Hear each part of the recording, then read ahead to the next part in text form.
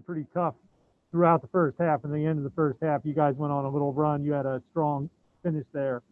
Can you discuss the end of the first half and how important that was to building confidence going forward into the second half? Yeah, I mean, they had we started off the game pretty strong, and then they had their run, and they started playing well in the first quarter, and then in the second half they were getting easier buckets on us than they should have. So going into the halftime, it was really important for us to get that strong run at the end of the second quarter. So it was just really big for us going into halftime. Hey guys, for both of you, with 4 league games underneath your belts, how would you describe what it's like to play in the Big East? Definitely competitive for sure. I mean, every team is out to get us. We're new to the league in a sense, or back to the league, I guess. But but just any team really is out to get us just because of what we have on our chest. So we know that every game that we get is everyone's best game. We're not going to get anything taken easy or lightly on us. So we have to come in and play with the same intensity and energy every game. Yeah. Thank you, Paige. Doug, go ahead. Hi, I guess this is for either one of you, but just, after this busy stretch, you waited so long for games and now you've had, 5 and 11 days. Are you relieved to get some time off now, or would you, prefer to keep going? And just second question, how do you plan to spend the next week here? Paige? Yeah, I mean, we played a lot of games in the span of like 10 or 11 days, and we had one off day on Sunday, but it's been a lot of practice, a lot of games. It's been heavy on our bodies and our mental state. So I think it's big for us to get this Christmas break off. But at the same time, we want to stay in shape because we're doing really well right now. I mean, yeah, we've been practicing, we've been playing, so we're in good shape in that aspect. So we just need to find that balance of getting rest, but also staying in shape. What's great about it is we're able to spend time with each other. Unfortunately, we're not able to go home, but we're surrounded by each other, keeping each other around and being able to be with, the love surrounding and support that we have with each other. So it's not really no difference from when we got here in the summer, when COVID was kind of fresh for all of us.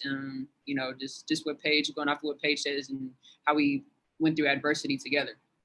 So this is a really cool time for us to be together through the holidays and get just to spend time with each other, more time off the court.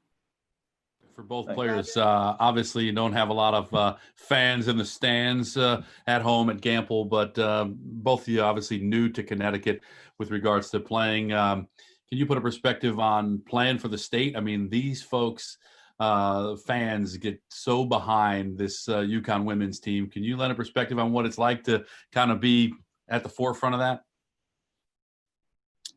Yeah, I mean, that's part of why I chose to come to Connecticut, was just because of the support from the state, from the fans, from everybody that comes into UConn to watch our games. So obviously I've been missing that. Our whole team has been missing that, but that's why we try to pick it up as a team.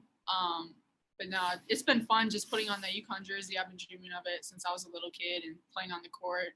Fans or no fans, it's fun because we're with our team and with our coaches. But there's a missing part when we don't have the fans, but we try to make up for it as a team. Man, bleed blue, we miss you. Okay. So that's definitely no question.